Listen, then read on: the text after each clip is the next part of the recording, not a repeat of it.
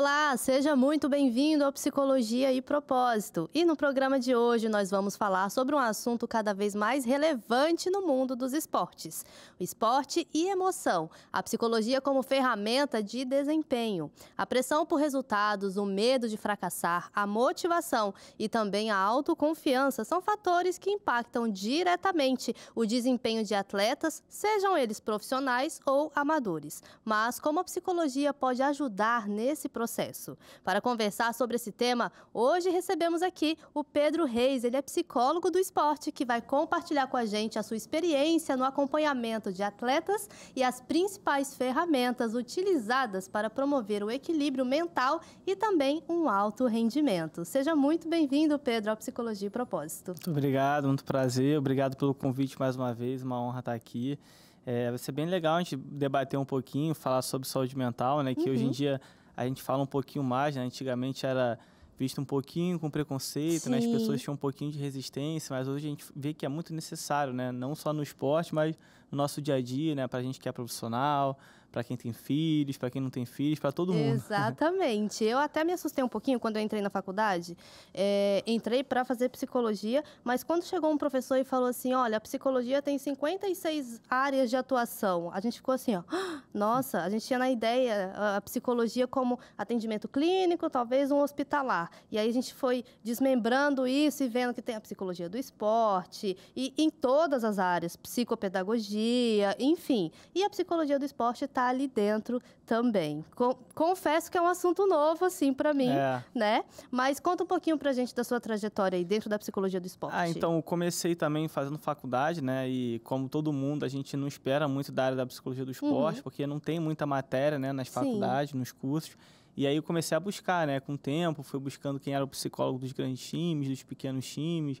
E aí eu já gostava bastante de esporte. Comecei a buscar também o pessoal que já era atleta, a fazer um trabalhinho como se fosse um estagiário e ter uma pessoa me supervisionando, né? Porque eu comecei estagiando, né, em um estudo social, Bezerra de Menezes, lá em Bangu, com o Pedro, e aí ali a gente fazia atendimento social, fazia algumas palestras, né, levando um pouquinho sobre a saúde mental para as pessoas que às vezes não têm muito acesso. E aí eu sempre fui buscando, né, entrar na psicologia do esporte, aí foi aparecendo alguns cursos, apareceu, se eu não me engano, teve o Mundos Esportivos, que era um dos cursos na época muito bom. E eu comecei a fazer esse curso. Porque acaba que a faculdade não fala tanto disso. Então, você tem que procurar por fora uma especialização se quiser trabalhar com a psicologia do esporte. Pois é. Tipo, na minha faculdade tinha muito psicanálise, né? E aí é uma área que eu gosto, né? Eu estudei um pouquinho sobre Freud, Jung, Lacan, mas não teve nenhuma assim que eu me identifiquei. E aí, nesse curso que eu fechei, né? Eu comecei a conhecer alguns psicólogos da área, psiquiatras, outros profissionais também, preparadores físicos, enfim. E aí, foi um tempo assim que não estava abrindo estágio. Chegou a abrir, sei lá, no Botafogo, eu apliquei e não passei. Aí teve um Flamengo também que eu apliquei, também não tive resposta. E acaba que a área fica um pouco fechada, né? Pois Você não tem muito lugar para aplicar para estágio ou para trabalhar. Pois é. Aí eu acabei, vou começar a fazer um trabalhinho com o pessoal que eu treinava também jiu-jitsu na época. Vamos começar a fazer um trabalhinho aqui. E o Pedro me supervisionando, né, que era lá do instituto. E aí acabou que abriu o processo seletivo no Fluminense. E aí eu já estava fazendo um curso que a Ana Paula, que era psicóloga na época, estava lá, dos esportes olímpicos. Ela foi a primeira e ficou 20 anos praticamente lá no Fluminense como psicóloga. Bastante tempo. Pois é. E aí eu consegui entrar, né? Participei lá do processo seletivo, fui bem, entrei para lá e participei da equipe, fiquei mais ou menos um ano. Aí a gente trabalhava com basquete, com os esportes aquáticos também, que tinha salto artístico, saltos ornamentais, nado artístico, natação, tinha um polo também, mas eu fiquei muito focado na área do basquete. E aí, depois de um tempinho, eu abri um processo para trabalhar de estágio no Botafogo, nas categorias de base, que tinha o Paulo Ribeiro lá também, a Natália e o João. E aí eu apliquei para lá, consegui passar.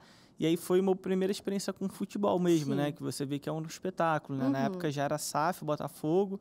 E a gente foi aprendendo junto também, né? Porque era novo para todo mundo da SAF, né? Vinham pessoas de fora, as pessoas da Europa, com um conhecimento um pouquinho diferente, né? E tinha que dar liga, né?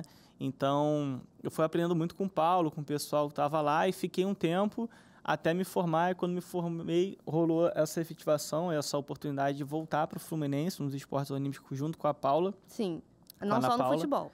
Não, aí fui pro esporte olímpico, exato. E aí fiquei lá um bom tempo, né, já como psicólogo e tô lá até hoje. E aí a Ana Paula já se aposentou, hoje em dia tô somente eu de psicólogo no esporte olímpico, junto com mais 4 estagiários também, no momento. E aí lá no esporte olímpico a gente pega muita modalidade, pega saltos ornamentais, tem nado artístico, natação, tem o polo, né, que a gente acaba que não faz muito um trabalho direto lá, mas tem as categorias de base do vôlei feminino, masculino, tem um vôlei feminino profissional agora, aí tem um basquete também do sub-13 ao sub-23 e o profissional agora que vai ter também um basquete profissional.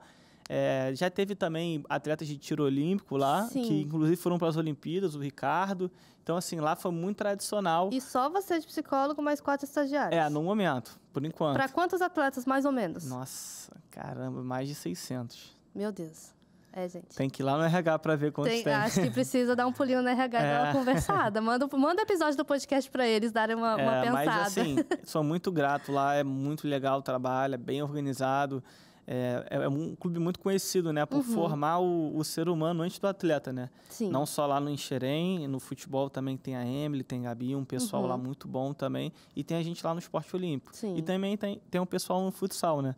E aí tem muito essa premissa, né? Esse slogan que tem até lá em Xerém, que é formar um ser humano antes de um atleta, né? E eu acho que é o fundamental. Exatamente. E aí que a psicologia entra, né? Que a gente, ao mesmo tempo que a gente faz um trabalho para performance, a gente tem que fazer um trabalho também de formação, né? Porque muitos ali não vão seguir como atletas, né? Mas vão seguir talvez numa profissão como psicólogo, enfim, outras coisas. E é legal ter essa formação, Tem né? que ter essa formação de caráter, de pessoa e emocional também. E falando de emoção, como que as emoções elas vão influenciar aí diretamente o desempenho de um atleta? Então, depende, né? A emoção, ela não tem como você controlar, né? Você não consegue escolher um botão, pô, vou sentir aqui alegria, mas daqui a pouco vou sentir tristeza. A emoção, ela é automática. Então, rola uma preparação, né, para você lidar melhor com as suas emoções, mas isso é tudo baseado no autoconhecimento, né? Sim. No autoconhecimento, às vezes uma terapia, também tem exercícios de meditação, de respiração, de visualização que você pode fazer, tudo isso para regular as emoções, né? Nem para estar com uma emoção lá em cima e o outro lá muito paradinho. E nem cabisbaixo. E aí, a sua pergunta, desculpa, até esqueci. Como que as emoções, elas influenciam diretamente no desempenho do atleta? A emoção, ela influencia não só no atleta, mas na gente no dia a dia. Por exemplo, vamos pegar uma emoção aí do medo. Um atleta ali que vai fazer uma competição muito importante, ele sente medo, né? Pegar um atleta olímpico, por exemplo. Sim. Ele tá sempre condicionado a fazer aquela prova, né? Ele faz nos treinos e tudo mais, mas quando ele chega na hora daquela competição, que vale mesmo, é normal e é praticamente impossível ele não sentir a emoção de medo, né? Exato. Porque é uma coisa natural. E aí tem todo um preparo, né? Para você lidar um pouquinho melhor com essa emoção, mas ela vai acontecer, você não consegue inibir ela. Exatamente, mas o que você vai fazer quando essa emoção aparecer é que vai fazer toda a diferença, então, no desempenho. O ideal é você fazer o trabalho preventivo, né? Por exemplo, vamos supor que tem muito essa característica de sentir medo em uma competição importante. Então, sempre antes do treino, ou você faz algumas simulações durante o treino de competição, para você se colocar à prova de sentir aquela emoção do medo, né? Então, você pode fazer exercícios como visualização, que é um exercício também da Mindfulness, que é uma técnica de meditação, que você visualiza tudo aquilo que você vai fazer antes de fazer. Que aí, quando você for fazer, você vai estar muito mais preparado, porque você já vivenciou um pouquinho daquela emoção. E aí tem atletas que fazem isso, né? Você vê o Michael Phelps, que foi multicampeão olímpico, ele fala hoje em dia abertamente sobre depressão e ele fala sobre visualização.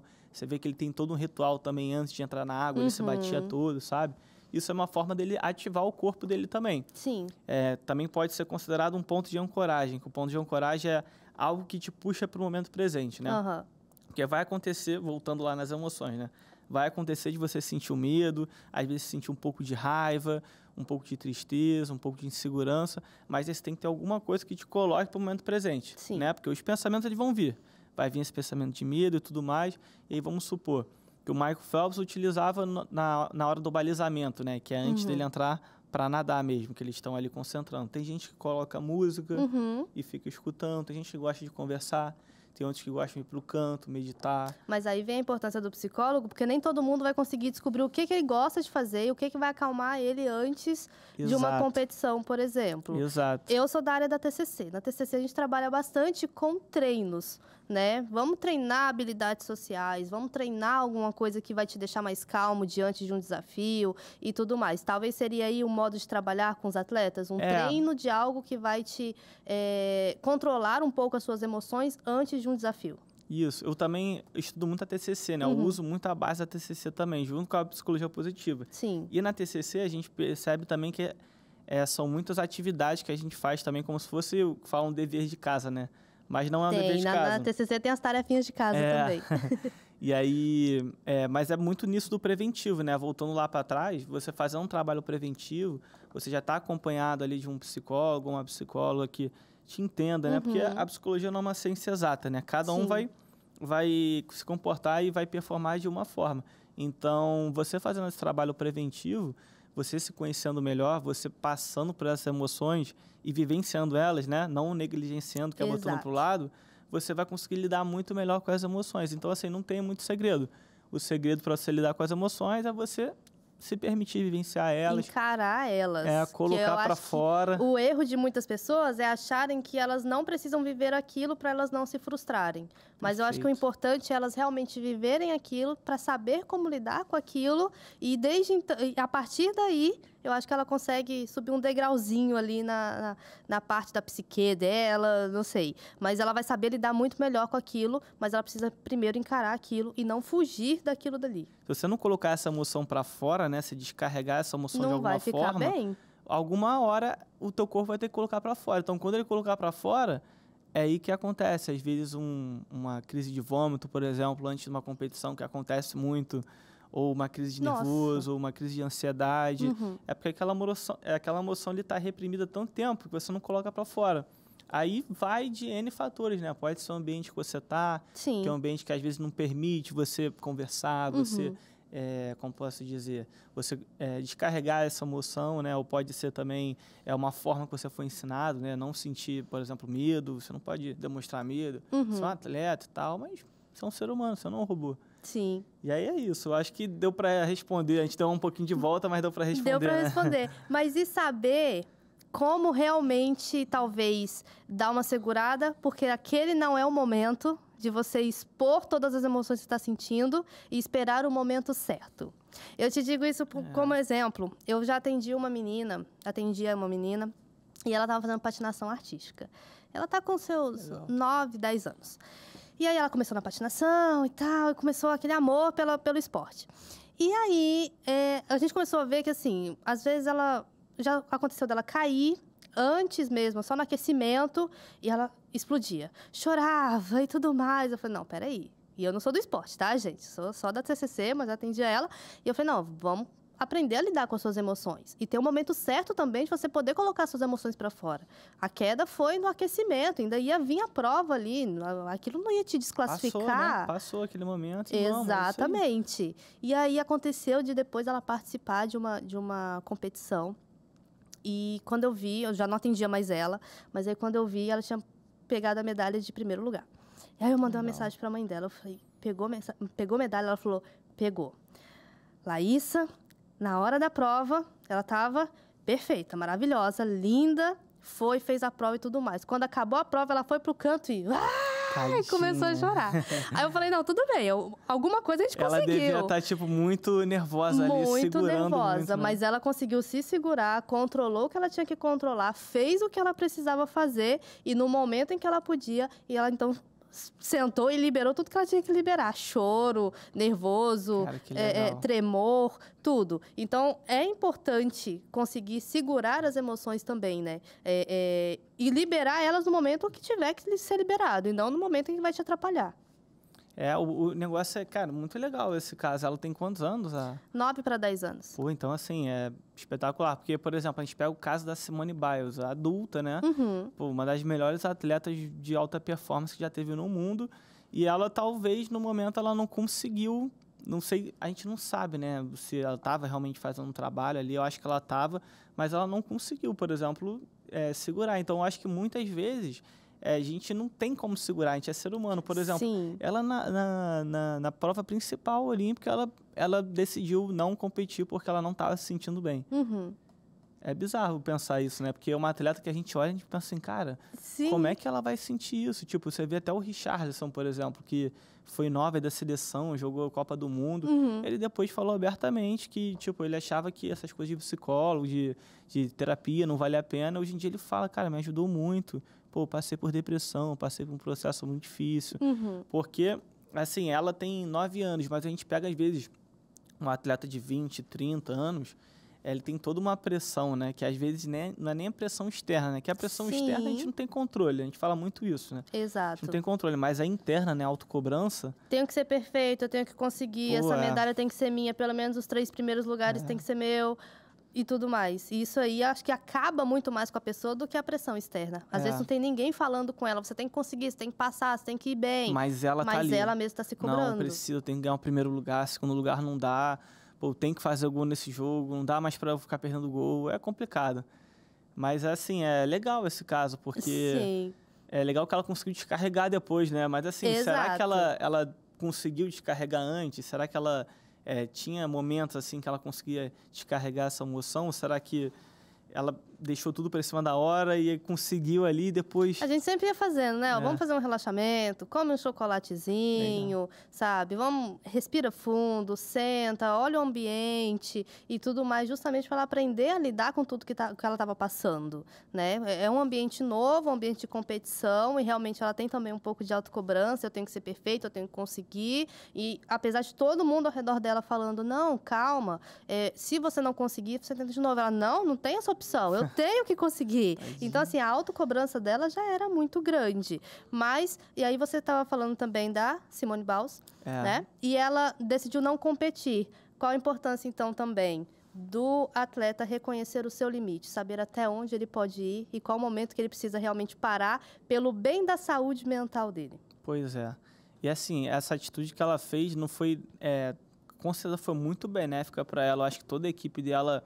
sabe mais que todo mundo de fora o que estava acontecendo ali, eles com certeza tomaram a decisão certa, mas o que eu achei mais legal ainda foi a repercussão que teve. Uhum. Porque até hoje, às vezes, a gente escuta assim, pô, mas a gente vai na terapeuta, a gente vai no psicólogo, não tô maluco. E a gente, hoje em dia, já consegue ver por outro lado, né? Peraí, cara, a Simone Biles, multicampeã, se ela parou ali, ela entendeu que ela precisava parar um pouquinho. Sim. Talvez se autoconhecer melhor, regular um pouco essas emoções, porque a gente aqui de fora também, a gente nessa rotina de trabalho também, os atletas amadores também, como é que a gente não vai trabalhar também a nossa parte mental, sabe? Uhum. E eu acho que foi legal porque deu um boom, né, de você falar sobre saúde mental, falar da importância sobre isso.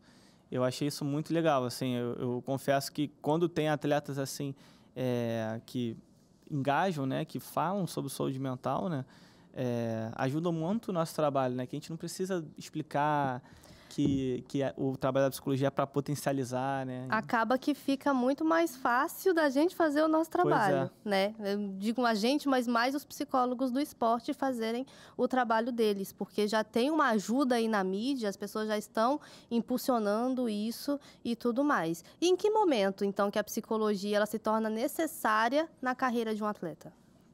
Eu acho, assim, hoje em dia a gente tem muitos estudos científicos que comprova isso, né? Que é necessário desde a base. Justamente por isso, né? Para você, por exemplo, vamos pegar uma pessoa que não é atleta ainda, uma criança que está fazendo atividade física, é legal ela fazer diversos tipos de atividade física. Não é legal, por exemplo, os pais cobrarem, né? Cobrarem resultado desde novo. O que é legal, o papel do pai, principalmente, é incentivar, né? Uhum. Porque cobrar já vai ter cobrança provavelmente do técnico ali. Então, acho que desde o começo é muito legal esse trabalho com a psicologia para o atleta que está em formação ou até mesmo o atleta amador. Por quê? Porque ele vai aprender junto com o esporte, né? Mas eu acho que com o profissional da psicologia também vai potencializar isso. Você ganhar, você perder, você trabalhar a coesão, trabalhar em equipe, você ter a disciplina também, né? Que um atleta precisa muito de disciplina. Muita disciplina.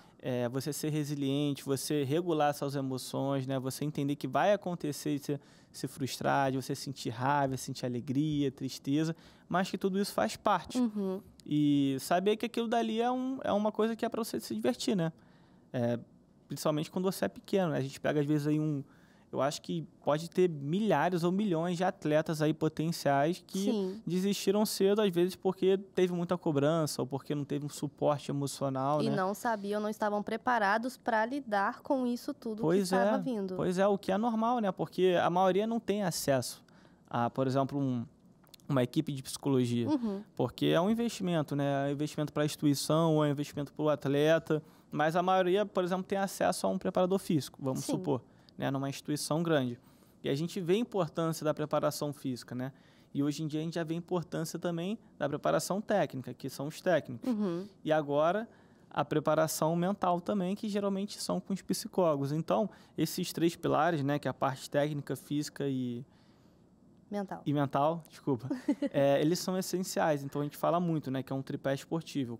Esses 3 estão ali em pé, né? Se você não tiver um, por exemplo, você pode estar com o corpo ali muito bom, parte física ótima, parte técnica ótima, mas se teu mental não tiver muito legal, se você não tiver... por água abaixo. Exato, se você não tiver focado no momento presente, você tá ali mesmo, se divertindo, né? Uma hora o tripé vai cair, né? Vai ficar bambo, né? Porque vai ficar ali a parte física e a parte técnica e... Cadê a parte mental? E aí eu acho que hoje em dia, alguns esportes principalmente é essencial, por exemplo, a parte mental. Você estava falando aí, antes, você falou a respeito da... Simone Biles? Não, desculpa. Quando os atletas que já estão mais na mídia e tudo mais falam da importância porque facilita o trabalho do psicólogo no esporte. Eu lembrei de uma postagem que eu fiz, olha, quando foi isso? Nem sei. Não sei a data disso aqui. 2024, que falava sobre as medalhas de ouro da saúde mental, porque tinha acabado de ter as Olimpíadas, né? Legal. E aí fala que a Rebeca Andrade, ela disse que faz terapia desde os 13 anos e a psicóloga ajudou muito a tranquilizar ela durante os Jogos Olímpicos. A Simone Biles disse que o motivo pelo qual estava de volta aos Jogos Olímpicos era porque tinha cuidado da saúde mental. Noah Lyles diz que sofre de asma, alergia, dislexia, PHDA, ansiedade, depressão, mas que essas doenças não definem quem ela é. Isso aí é a frase de quem está com a terapia em dia, né? Esse Noah, se eu não me engano, é um dos melhores corredores olímpicos, né? A Raíssa Leal, né, diz que faz terapia 2 vezes por semana, não só para entender a sua vida profissional, mas também pessoal. Legal. Sunny Lee diz que sofreu de ansiedade, de síndrome do impostor, mas pediu ajuda e a sua saúde mental é prioridade número 1 hoje em dia. Lohane Oliveira falou sobre o seu processo de luto. Ela perdeu a irmã 3 meses antes da Olimpíada e diz que sem a psicóloga e sem o psiquiatra não estaria, então, nos Jogos Olímpicos. E aí a gente vê, poxa, teve uma perda recente e ia participar das Olimpíadas. Se não tivesse um apoio, se não tivesse ali uma pessoa por trás ajudando ela a lidar com o luto e com as emoções, não conseguiria. Que cabeça ela iria para as Olimpíadas, né? Nossa, tem mais um monte aqui. Mas, enfim, e daí vem a importância, então, de se ter o pessoal, a equipe da saúde mental, psicólogo, psiquiatra, neurologista, nesse caso aí, atrás. Muito legal, porque são atletas do Comitê Olímpico Brasileiro. Aí tem alguns psicólogos lá no Comitê Olímpico Brasileiro que provavelmente foram os que trabalharam com esses atletas. A da Raíssa, eu sei quem é, e também a da Rebeca, que, se eu não me engano, é a Aline. Ela fez um trabalho excelente. E a Rebeca, no final, inclusive, fala, né, do trabalho psicológico, que ajudou muito ela. Porque elas também, assim, é uma atleta... A maioria dos atletas vive em anonimato, né? Sim. E quando, por exemplo, ele chega lá naquele momento e ganha aquela medalha, a vida dele muda da água para o vinho, né? Então, é legal você estar também com um suporte psicológico. Se eu tivesse no lugar deles, eu gostaria muito, porque, assim... são muitas coisas, né? Você passa a ser uma figura pública, a cobrança passa a ser maior, né? Tipo, você vai para outra Olimpíada e aí o pessoal vai te esperar pelo menos a medalha, né? Exatamente. A visibilidade, por exemplo, que a Raíssa Leal teve, né? Quando ela começou a vencer ali as provas com skate e tudo mais, muita gente não sabia quem ela era. E ela é muito novinha, então começou a ter essa visibilidade toda. Imagina como é que não fica a cabeça, né? Pô. E eu acho que não só ela precisa de um acompanhamento, como os pais também, né? Com certeza. Eu acho que todo mundo que está em volta, né? E você entrou até num assunto legal, que um trabalho também do psicólogo do esporte nas instituições é você gerar segurança psicológica. Para quem? Para todo mundo que trabalha em volta do atleta. Então, seja o preparador físico, seja a pessoa que trabalha com faxina, a pessoa da recepção, o técnico, o auxiliar técnico... outros preparadores, nutricionistas, todo mundo tem que ter essa segurança psicológica para quê? Para gerar um ambiente seguro, não só para todo mundo que trabalha, mas principalmente para o atleta, né? Porque um ambiente seguro, um ambiente saudável vai ajudar ele a performar melhor. Ambiente saudável que eu falo é um ambiente com, por exemplo, relacionamentos que nutrem, né? Nutritivos. Sim. Porque isso para nossa vida também, né? Relacionamentos nutritivos, eles nutrem, né? Eles alimentam a gente, eles fazem a gente se sentir melhor e, consequentemente, a gente vai performar melhor dentro do nosso trabalho, dos nossos relacionamentos. Então, o trabalho da psicologia é muito sobre isso, né? Então, com esses atletas olímpicos, eu acredito que o trabalho não vai só realmente com o atleta, vai com os pais, vai com a comissão técnica, todo o pessoal que está em volta ali do atleta. Pedro, e então, como que as pessoas podem lidar com a pressão por resultados e também toda essa pressão externa? Como a gente estava falando antes, né? Eu acho que é legal ter esse acompanhamento psicológico, né? Porque você fortalece a sua identidade, você entende que a maioria das coisas externas a gente não tem um controle, né? Vamos supor a torcida, o que os outros vão pensar, o que os outros vão esperar de você, mas você consegue ter o controle dos seus objetivos, né? Sim. Então, acho que o que é legal é você estabelecer metas, né? Para você saber onde você quer chegar e, consequentemente, objetivos também. Que aí fica bem mais fácil do que você, assim, criar, por exemplo, objetivos que você não consegue alcançar, então a chance de você se frustrar vai ser muito maior. Então, acho que primeiro você estabelecer metas e objetivos, você ser sincero contigo, né? Você colocar para fora essas emoções de alguma forma, né? Porque vai acontecer de você se frustrar, de você ter resultados que você espere que vai alcançar e você não consiga. Mas você também reforçar essa questão da identidade, né? Junto com o autoconhecimento. Você ter formas de se motivar, principalmente intrínseca, né? Sim. A motivação intrínseca que a gente fala é o porquê você está fazendo isso, né? O que vem de dentro de você. Então, vamos supor, o propósito. Você tem bem alinhado qual é o seu propósito, onde você quer chegar, dificilmente as expectativas e as frustrações externas, a expectativa, por exemplo, do seu treinador ou de algum membro familiar, vai te frustrar, porque você sabe bem o que você quer. Sim. E é diferente da motivação externa, né? Que é a motivação extrínseca. A motivação extrínseca geralmente é o que vem de fora, né? Por exemplo, é o tapinha nas costas, o elogio ali do treinador, a recompensa financeira, o status, a fama. Isso a gente sabe que nunca vai ficar o tempo inteiro acontecendo, né? Então é muito mais fácil a gente reforçar o porquê você está fazendo isso, né? O propósito, do que você ficar apegado às motivações externas que não vai estar o tempo inteiro ali. E se você também ficar apegado à motivação externa, o que vai acontecer? Você vai ficar se condicionando sempre a receber aquele elogio. E quando não tiver aquele elogio... Pronto, você vai enfraquecer. Eu acho interessante, eu atendo uma pessoa que ela chegou para mim com o objetivo de emagrecimento. Ela não é atleta profissional, nada disso. E aí, fazendo atividade, academia e tudo mais, natação, ela começou a se descobrir na parte da corrida. E aí ela foi para a primeira corrida dela. Na primeira corrida foi um pouco frustrante, porque ela chegou em último lugar da corrida inteira e tudo mais. Aí ela chegou para mim, para eu atender ela. Aí a gente começou todo um trabalho. Um belo dia, ela já correndo e tudo mais, ela corre 3 vezes na semana... Ela já participa de outras corridas e tal. Ela sempre fazendo corrida de 5 quilômetros. E ela estava saindo bem. Até um dia que ela chegou para mim e falou assim, olha, a minha treinadora falou que vai ter uma corrida de 7 quilômetros semana que vem. Ela quer me treinar na segunda-feira, essa corrida vai ser no domingo, mas eu não vou. Eu falei, você não vai por quê? Eu não vou porque é 7 quilômetros, Laís. É 7 quilômetros. Aí eu falei, mas o que é 7 quilômetros? Aí ela... É 2 a mais do que 5. Aí 2 a mais do que 5. Eu falei, tá, vou te dar um exemplo. Aí eu dando um exemplo para ela. Uma prima minha, outra história. Uma história dentro de outra história.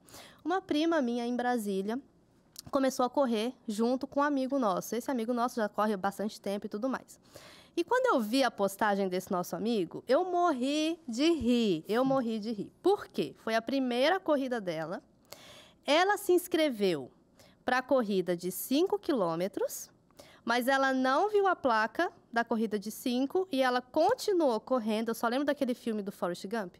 Corra, Forrest, corra. No final, ela correu, acho que 10 quilômetros. 10 ou 12 quilômetros. Junto com o pessoal todo, sendo que ela se inscreveu para 5. Ela tinha que ter parado na metade, né? Já era o suficiente. Embalou e foi embora. Porque ela não viu a placa. Ou seja, ela não viu o número que ia definir o quanto ela estaria cansada. que era os 5 quilômetros. Eu acho que se ela batesse o olho e visse 5 quilômetros, meu objetivo. No 4 aqui ela já acabei. tá morrendo, Exatamente. né? Porque ela sabe, caramba. Ela foi, não lembro agora se foram 10 ou 12, mas ela foi até o final. E quando eu vi a postagem, eu morri de rir. Eu falei assim, gente, a primeira corrida da pessoa, por não ter visto uma placa, ela seguiu muito adiante, sabe? E na foto ela também morrendo de rir, porque nem ela estava acreditando naquilo. E aí eu falei, contei essa história para minha paciente, voltei com ela e falei, olha, você tá vendo que quando você olha um número, você se limita naquilo dali? Aí ela, Laísa, eu fico olhando o meu relógio. Quando bate 2,5 km, eu falo assim, agora eu estou voltando o caminho que eu fiz para chegar nos 5. E aí eu consigo pensar desse jeito, é como se eu já estivesse voltando metade do caminho. Eu falo, tá, mas agora então você não vai olhar 2,5 km, você vai olhar 3,5. E aí ali dos 3,5 você pensa, estou voltando agora, você vai chegar nos 7. Ela falou, é verdade. Aí ela foi na segunda-feira, fez o treinamento dela. Quando foi no domingo, ela foi para a corrida. Se entrar no meu Instagram, tem um monte de postagem que ela me marca, me coloca com collab, eu aceito todas, porque é muito bacana. E aí ela fica, consegui, Laísa, consegui mais uma, 7 quilômetros, 7 olha que legal, você fez exatamente isso, você criou pequenas metas. Exato. E você deu uma solução básica, você já fazia com 2,5, só coloca 3,5 e aí você volta. E aí você volta o caminho, pronto, Cara, fim. que legal, gostei. Porque ela não deixou o número olhar ali.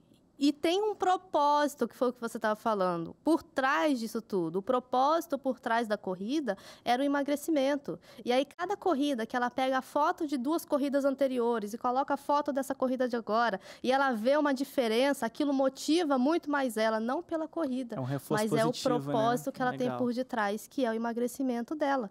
Então, precisa disso, as metas e o propósito, para que o atleta possa ir, então, avançando em direção ao objetivo dele. Não, parabéns, assim, que caso maneiro e legal que você coloca metas tangíveis, né? São metas alcançáveis. Não você adianta não colocou... botar 10 quilômetros, ela não ia conseguir. Bota no relógio logo 7. Você falou assim, não, bota 3,5 e aí tu volta.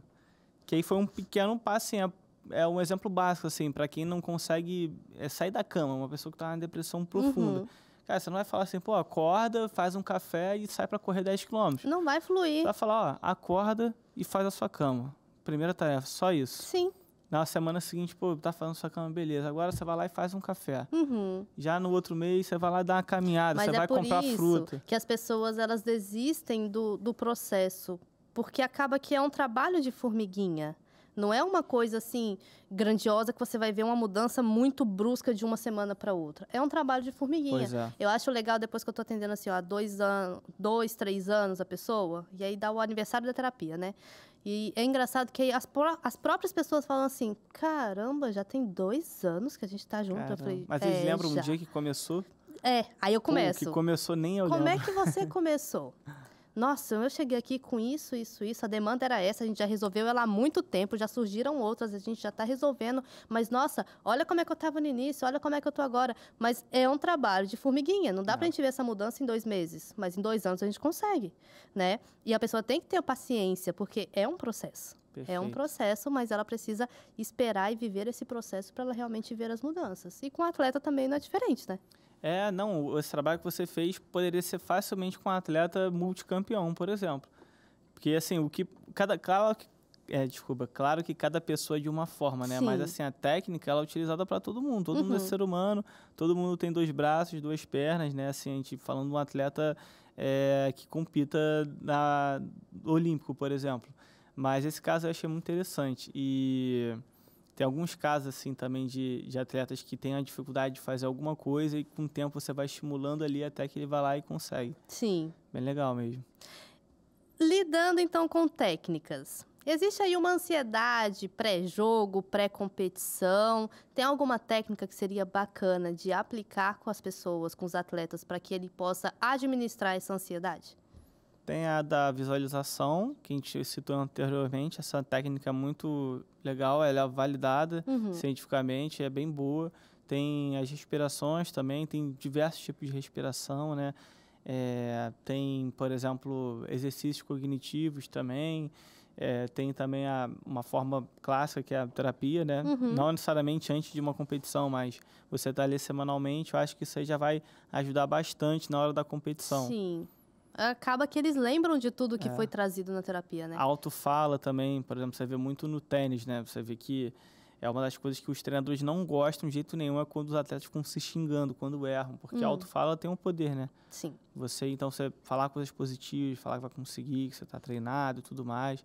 Então, acho que a linguagem corporal também, né? Você ter uma boa linguagem corporal, né? Colocar os peitos para frente, os ombros para trás, isso já traz um pouquinho de confiança até mesmo para você.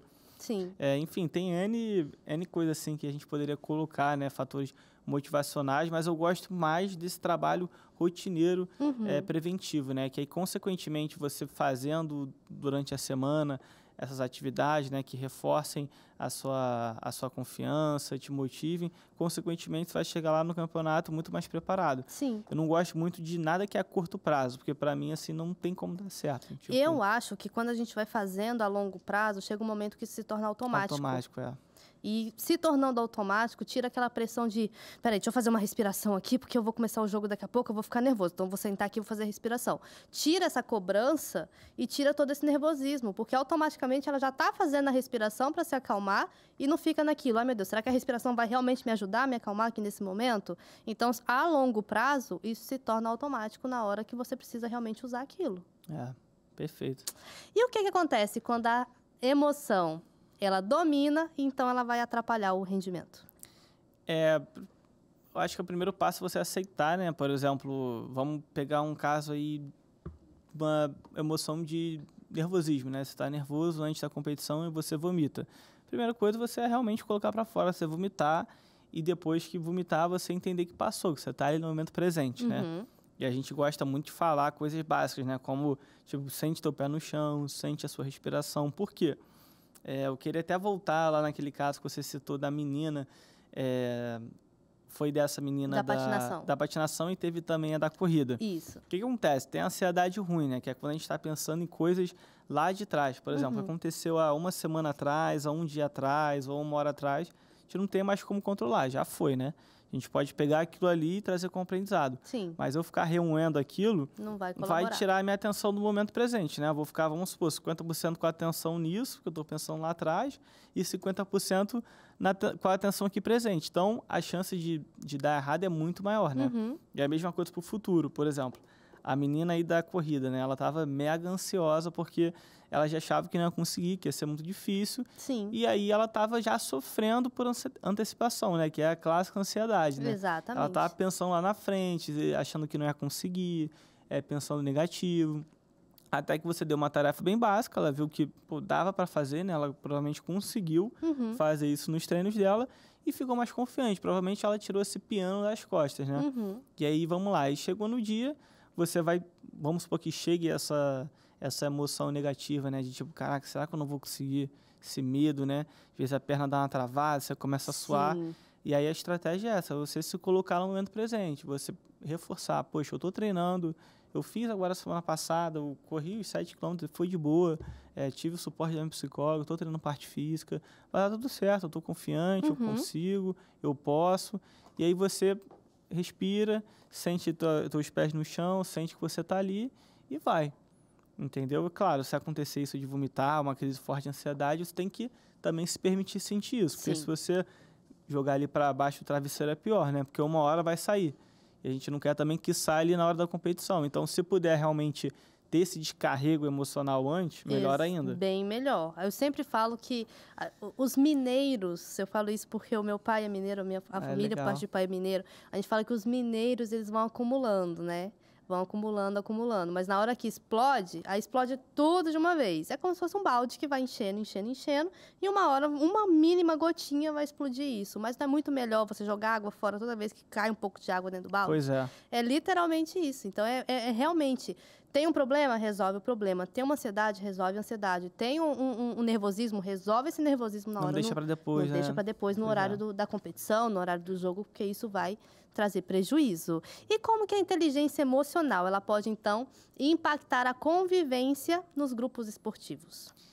E como a gente estava falando lá atrás, né? Principalmente a segurança psicológica. Eu acho que o ambiente onde as pessoas geram a segurança psicológica, né? Quando falo isso, são pessoas que incentivam a saúde mental, né? Que incentivam o atleta a falar, a ter um ambiente seguro, né? Para você expressar suas emoções, seus pensamentos. Eu acho que isso aí já como posso dizer, já fornece uma qualidade de emocional para o atleta muito boa. Então, consequentemente, ele vai ter mais inteligência emocional. Sim. Mas, assim, é ideal ter um psicólogo nesse ambiente, né? Para poder fortalecer e conduzir da maneira certa, né? Da maneira correta.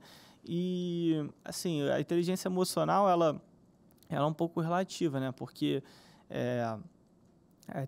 tem pessoas que definem de uma forma e outras definem de outra. Mas se a gente for pegar lá nos primórdios, por exemplo, a gente pega o Santo Agostinho. Na época ele era um filósofo. Ele falava muito sobre saúde mental, mesmo sem saber que era saúde mental, né? Sobre se autoconhecer. Então, assim, ele foi uma das pessoas que, por exemplo, incentivaram esse autoconhecimento. Eu acho que esse autoconhecimento já fortalece a tua inteligência emocional. Por quê? Porque você vai estar muito mais consciente das suas emoções, das suas vivências, das suas experiências, né? Reforçando que cada um tem uma psique, né? Cada um teve de experiência, então cada um é de uma forma. Mas a pessoa tendo esse autoconhecimento, né? Que geralmente, não só na terapia, né? Mas a terapia também ajuda bastante você ter esse autoconhecimento, vai te ajudar para você tomar as decisões mais seguras e ter um equilíbrio emocional melhor, né? Que eu acho que é onde entra a inteligência emocional que a gente tanto fala. Exato. Não sei se você respondeu, mas... Respondeu. Mas então, resumindo, trabalhar o autoconhecimento com os atletas é fundamental. É isso. É isso aí. E conflitos. Como lidar, como psicólogo, como lidar com os conflitos ali nesse meio esportivo?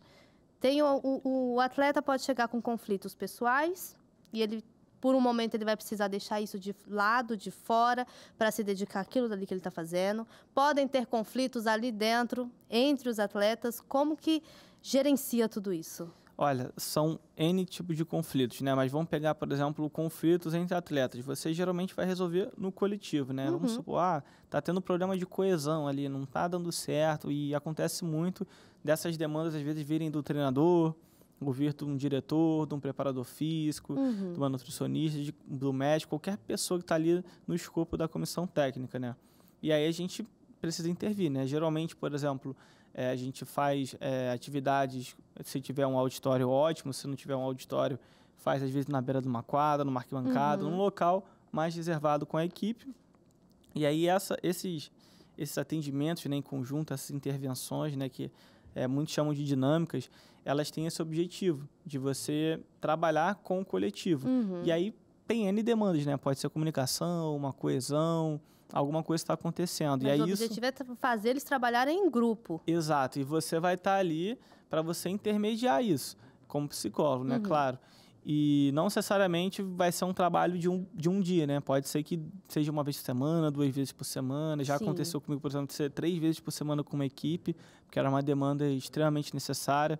Acontece também, você falou também de conflitos em equipe, mas às vezes é um conflito individual, né? Sim. Então é você entender o que está acontecendo ali. Às vezes se tem outros personagens, né? Quando eu digo personagem, pode ser um pai, uma namorada, uma esposa, um marido, um primo, uma prima. Então você buscar também essa pessoa e colocar essa pessoa também ali. E aí você, pera lá, dá pra gente resolver isso agora? Não dá? Então vamos gerar esse suporte aqui. Daqui a pouco a gente resolve isso juntos, a gente senta e trata disso. Então é isso, pode acontecer. Isso é um trabalho não só com atleta, né? Porque a gente, quando se diz psicólogo do esporte, a gente imagina que a gente trabalha com atleta. Mas a gente trabalha, às vezes, com pai, às vezes com comissão técnica, às vezes até com membros de diretoria. Então, o trabalho ele é muito individualizado.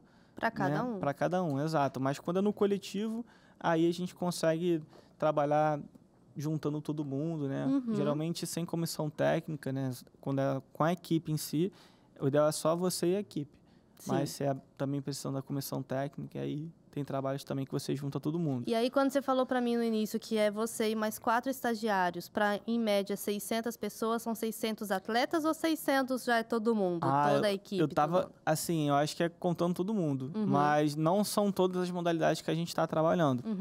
Tem algumas modalidades que nunca teve trabalho psicológico, eu acho que também a gente não vai planejar em pegar agora, porque se você pegar tudo de uma vez também, com poucos braços, acaba que você não consegue fazer um trabalho de qualidade. Então, o ideal é você pegar ali o que está sob controle, e aí quando tudo estiver dando certo ali, estiver alinhado, tiver mais braço, aí você consegue e pegando outras áreas. Eu perguntei porque é pouca gente para muita gente. Pois é. Né? Então, seria talvez o ideal que, por exemplo, um atleta ou um membro da comissão técnica não ficasse somente com o psicólogo do esporte que está oferecido ali, mas também procurasse uma ajuda por fora? Sim, com certeza. A gente, inclusive, recomenda, né? Não é todos os casos que a gente consegue atender ali no particular, né? Individualizado, digo. Então, a gente recomenda muito também outros profissionais da área da saúde, porque Sim. não tem como, né? Vamos supor, se todo mundo chegar e a maioria quer, né, hoje em dia, não tem como, mas a gente conta muito com outros profissionais também de fora. Muitos atletas mesmo já têm seus próprios psicólogos, alguns têm coaches também, e isso faz parte. O importante é ter essa comunicação, né, para a gente cruzar essas comunicações, para não ter ruído, para todo mundo trabalhar em prol do desenvolvimento e alta performance desse atleta. E agora um assunto um pouco mais delicado. Um atleta que se lesiona e ele é obrigado, então, a parar. Claro que o psicológico dele vai por água abaixo. Como é que trabalha com esse atleta que, por um momento, ou talvez ele não vai poder voltar mais a praticar ali o que ele praticava? Então, o ideal é você primeiro estar alinhado com o fisioterapeuta, né, com o médico, com todos os profissionais que estão trabalhando na reabilitação desse atleta. E o trabalho, ele geralmente é alinhado não só com eles, mas também com o atleta, né? Mas isso também tem que partir do atleta. A gente sempre deixa isso. Por exemplo, eu gosto de trabalhar assim, e eu fui acostumado a trabalhar assim nos outros lugares que eu trabalhei. Você vai até o pessoal que está envolvido no processo de reabilitação, você se oferece a escuta, está ali presente, e aí muitos vão querer, né? Então, eles vão até você. E aí, esse trabalho, ele geralmente é individualizado, né? Sim. Com atendimentos individuais, você passa também no departamento médico, entende sobre a lesão, sobre aquele caso, né? E aí, tem até um estudo científico que é bem legal, que ele pega 100 atletas que se lesionaram e fizeram reabilitação sem trabalho psicológico e sem que fizeram reabilitação com trabalho psicológico. Aí você vê que a volta dos que tiveram suporte emocional, né, teve melhor resultado que os que não tiveram. Aí por que eu estou falando isso? Porque acontece muito, né, por exemplo, você está lesionado, você não está podendo, às vezes, movimentar o corpo, mas a tua cabeça está 100%. E pensando, o que vai acontecer Exato. agora? Minha vida estava girando em torno daquilo dali. E agora eu não estou podendo voltar. Será que eu vou poder voltar? O que eu vou fazer se eu não puder voltar? Exatamente. Tipo, e eu voltando, será que vai ter outra pessoa no meu lugar? Será que vai ser o mesmo técnico? Será que eu vou jogar? Será que eu vou me lesionar de novo? Será que eu vou estar na mesma jogar? posição? Será que já estão falando de mim? Rola isso, né? Essas inseguranças. Então, é legal estar o psicólogo ali junto, né? Para dar esse suporte, para ter essa escuta e para ele entender que o treino dele agora é aquilo ali, é a fisioterapia, você faz aquele trabalho que uma hora você vai voltar. E para você, quando você voltar, você está muito mais preparado, muito mais confiante, né? Não só fisicamente, mas emocionalmente, né? Porque acontece muito também de você voltar bem com o corpo, mas a sua mente, às vezes, está um pouco calejada ali, você está já com medo, sabe? Você já escutou algumas coisas que, às vezes, você nem sabe se é verdade, e aí você já volta com aquele pé atrás. E o ideal não é isso, né? Você voltar se sentindo seguro, se sentindo bem, feliz e confiante. Então, acho que respondeu, né? Sim, e às vezes não precisa nem pensar, nem escutar. Só o seu pensamento, você já toma aquilo como verdade, É verdade. E acabou. Ali você já se autodestrói por um pensamento que teve. Mas tem a rede de apoio toda que está também ali com essa pessoa, por exemplo, com a pessoa que lesionou, que também é de extrema importância. Familiares, amigos, técnicos, Verdade. né? E precisa realmente ter essa rede de apoio, contar com a ajuda dessa rede de apoio, então, para eles também. Os relacionamentos nutritivos, principalmente, né? Que o objetivo é eles nutrirem, né? Então, muitas vezes o psicólogo, às vezes, ele não vai conseguir ter o contato de todos, mas ele entende ali como que tá esses relacionamentos e o ideal é estar tudo certo, né? Para o trabalho fluir bem, não só do psicólogo, mas também do fisioterapeuta. Porque também, se ele está muito tenso, o que vai acontecer? A musculatura vai ficar bem tensa. Sim. E às vezes não vai evoluir tão bem na física. Então, o ideal é ele estar tranquilo, estar confiante, sabendo que é um processo que aí as coisas vão fluindo com mais calma e vai sendo mais eficiente o trabalho. E para a gente encerrar, como que você vê o crescimento da psicologia hoje nesse cenário esportivo atual? Olha, eu vejo que muitas pessoas assim já estão fazendo psicologia, estão buscando fazer psicologia para trabalhar com a área do esporte, que eu acho que ela ainda é muito nichada, ela é muito pequena, mas tem espaço para todo mundo. Eu costumo falar isso, né? Que se você realmente tem vontade, busca oportunidade, se inscreve, procura experiências em projetos sociais, procura atividades que não necessariamente são rentáveis, né? Mas que você esteja ali trocando experiência, aprendendo. Eu, por exemplo, tive muita sorte, né? Mas eu tive muita sorte, muito privilégio em estar com grandes profissionais. Foi a Ana Paula, no Fluminense, o Pedro, no Projeto Social.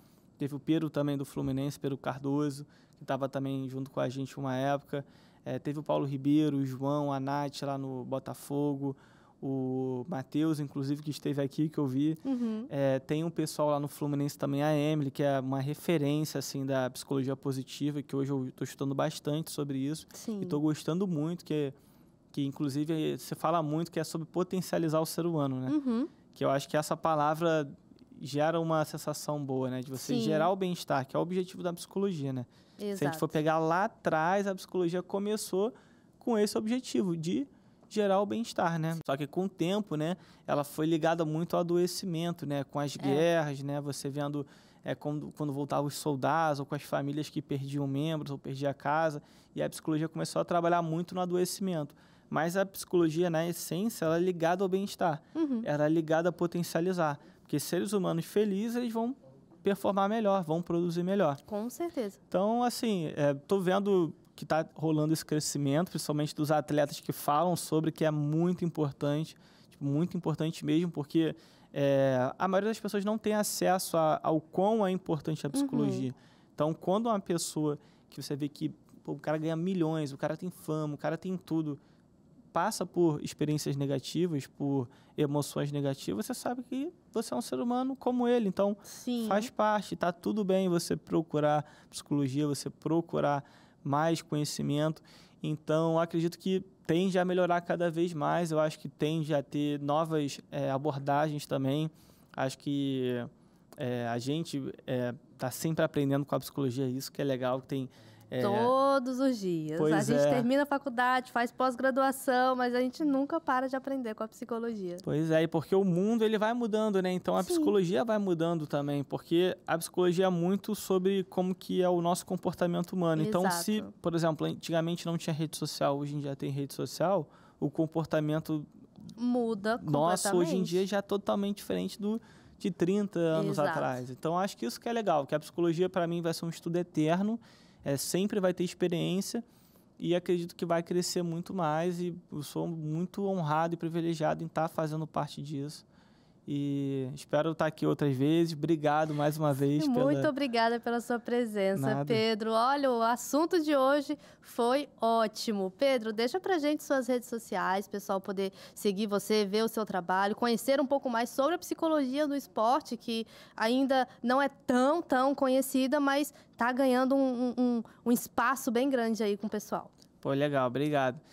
Eu tenho uma rede social que é o Instagram, que é @psi.pedroreis. Não uso muito, mas podem falar lá, podem interagir, que eu interajo também. E tem meu LinkedIn. São somente essas redes sociais que eu utilizo. Não sou muito de produzir conteúdo, mas acho legal quem produz também. Não sei se um dia eu vou ter essa vontade, mas assim, só de estar aqui falando sobre saúde mental, espero que eu possa ter ajudado alguém, tirado algumas dúvidas e talvez motivado alguém a também seguir essa área e a gente aumentar esse número de psicólogos do esporte aqui no Brasil. É isso aí. E você que esteve aqui com a gente todo esse tempo, vendo, escutando aqui sobre esse assunto, muito obrigada pela sua companhia e a gente volta a falar com você no próximo episódio do Psicologia e Propósito. Então, fica com Deus e até a próxima.